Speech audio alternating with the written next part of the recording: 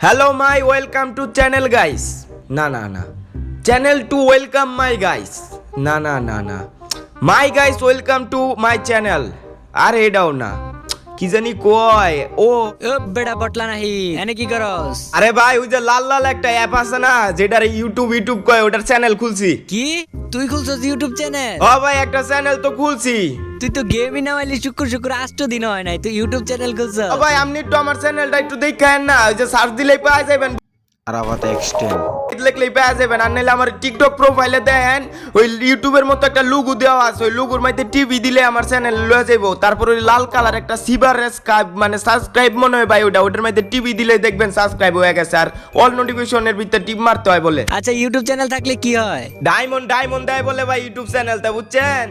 ও তার মানে তুই গেরেনার দালাল। দালাল হইতাম কে রে ভাই, ডায়মন্ড নিমু।